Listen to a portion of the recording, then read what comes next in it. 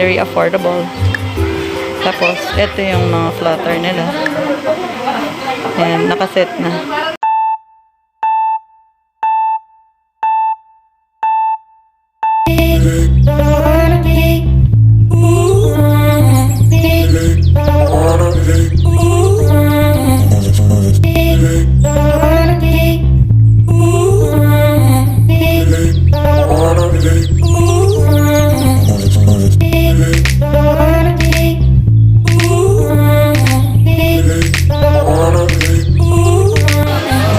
Hi, Bibi! Punta ka na doon.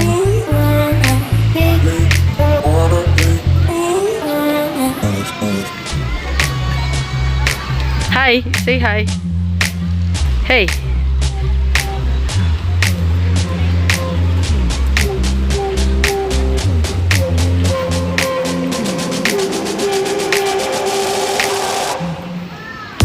Nandito po kami sa floating house. Ayan po. Kailangan mag-alis muna ng shoes bago mag-enter sa aming kubo. Yan. Ayan ang aming kubo.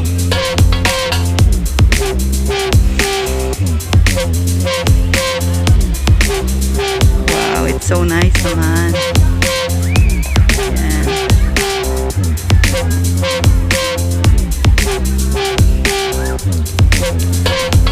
So, magkukubo tour tayo. Ito po ang aming kubo. Wow! So, relaxing. Ayan po siya. Hi, Bibi! Ayan ang aming kubo. Wala pang food.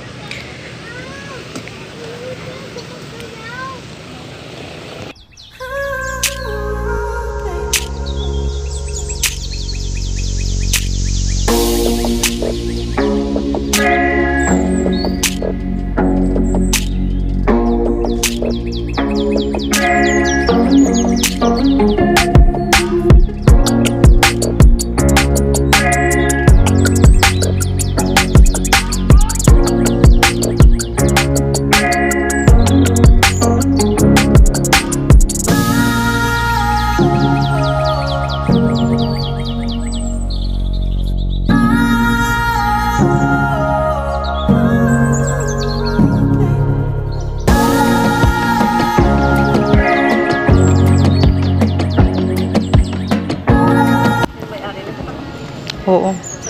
Hindi pa masyadong alam ng lugar na to eh. Ayan, baby ko, para relax lang. Ayan siya. Hi. 2 oras lang pa mo dyan. 2 oras? Eh, pwede nga 2 oras kasi pa man may serve. 2 oras? So, yan guys, yung mga floating. Dapat ang counting pa rin dito niyo. Kaya nga, yung mga floating nila is may bayad 200 pesos per 2 hours. So, ayan, waiting kami sa aming food.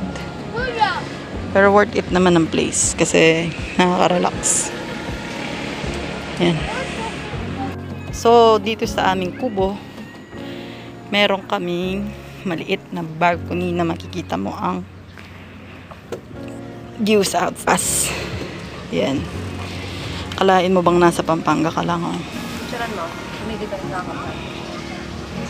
Siyempre. Yan. Dito na vlog. Tapos ka na. Dito na lang mamaya.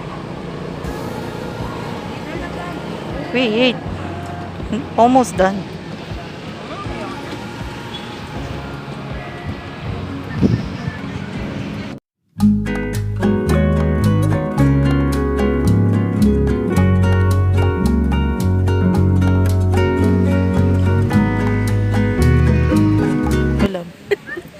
Anong shake yan? Watermelon, yung yellow.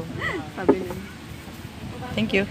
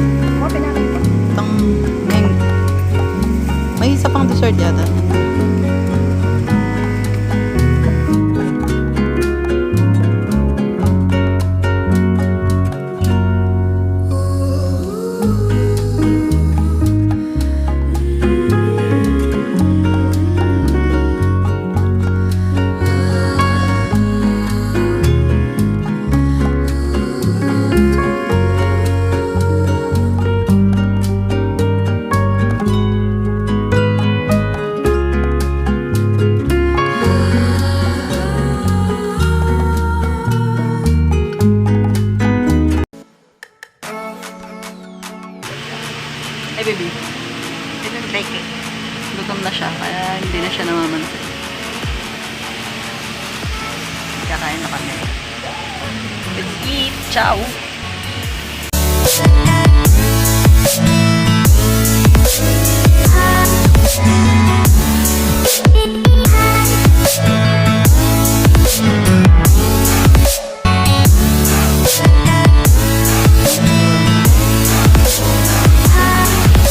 Tingnan pa, pareho lang ba?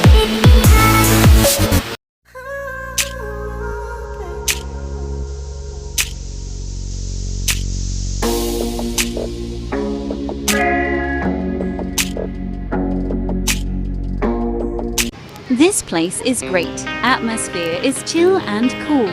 The staff is also really friendly. They know what they're doing and what they're talking about, and you can tell making the customers happy is their main priority. Food is pretty good. For that purpose, it's 100%